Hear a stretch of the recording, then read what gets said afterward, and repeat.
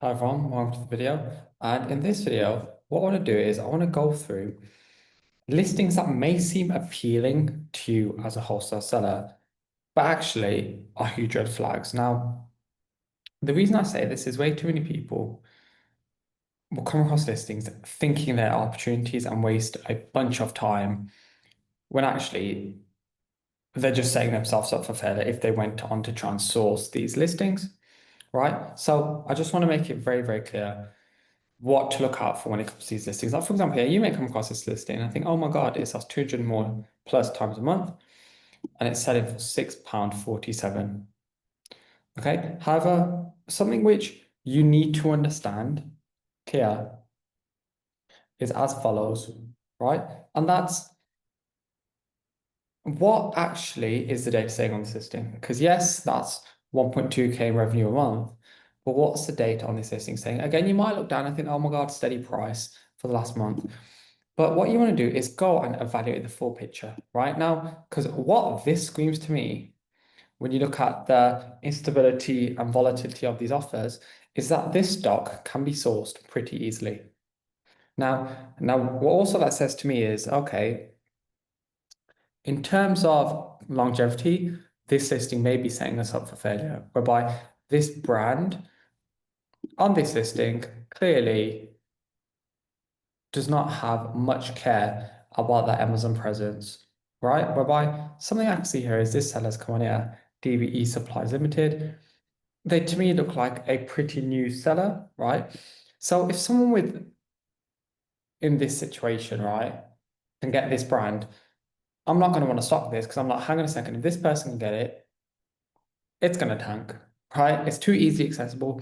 Now, you can literally see who's formulated and packaged it. Virgin Beauty Industries Limited. So it's just going to be a case of, let's do this.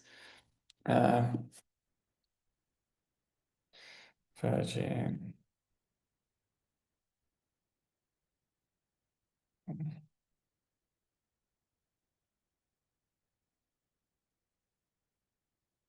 There you go. So clearly it's a case of contact here. And either A, you can get access to these products directly, or B, they'll give you a list of their distributors, which this data here suggests that their distributors or that brand directly, this product is way too easily accessible.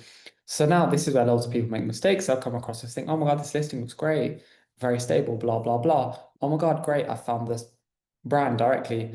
Oh my God, I'm going to make X amount a month. No, you're not. It's too easily accessible. And if you do this, it's only a matter of time until the listing tanks into the ground. Okay, now you might say, Paige, 3 months it's been stable. Yes, 3 months it has been stable, right? But let's actually look at what's happening on this listing. One, two, three, four.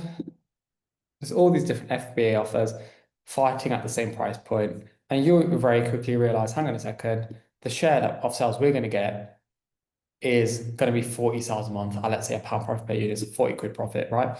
And the data to me suggests that this listing is only going to go downhill if it's going to go one way, right? Because it's too easily accessible.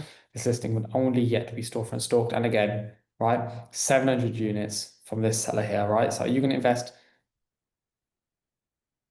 into that volume of stock, right, to get a listing, which is essentially well, this is just waiting to happen. Now, I promise you, this will happen. It's a given, and it's listings like these you don't really want to invest in, if I'm being honest with you, when it comes to wholesale, because you can't then go in and develop a relationship with this brand, develop a relationship with this company. Okay.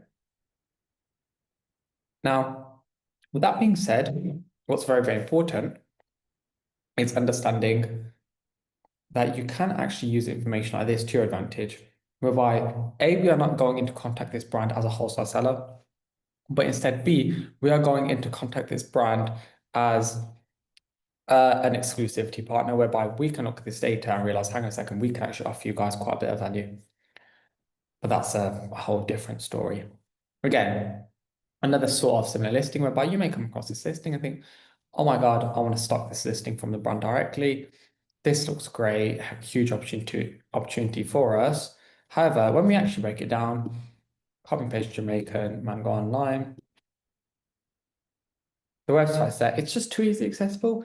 Any Tom, Dick, and Harry can do this. Now, with that being said, we would only go in and buy from brands like this if the data suggests, or if the brand is willing to police the Amazon side of things and willing to give you exclusivity or limit the number of sellers on these listings.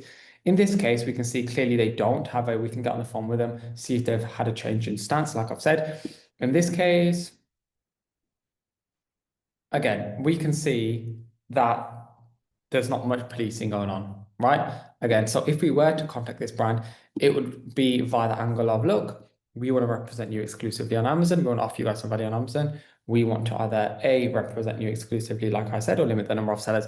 You would not go in, stock this brand thinking, oh my God, this brand's going to make me X amount a month, right? Because it's not.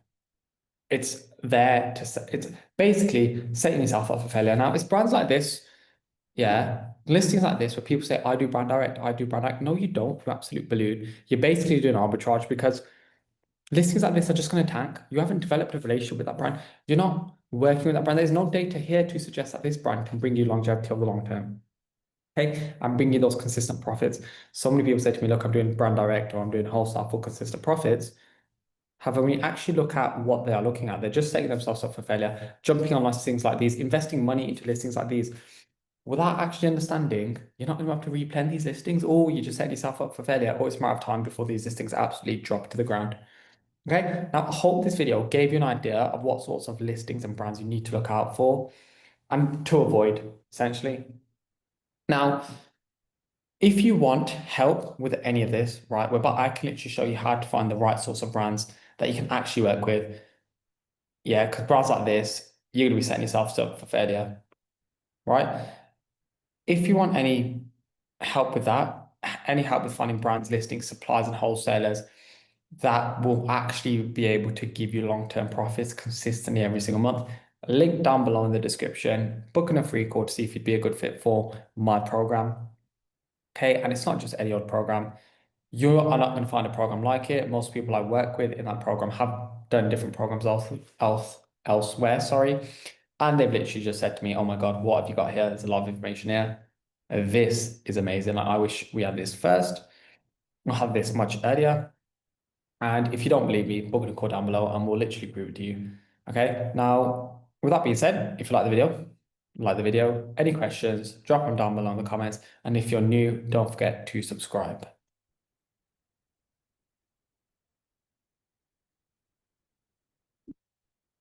Yeah, brilliant. I'm struggling to stop this recording. But yeah, if you are still here, don't forget to subscribe as well.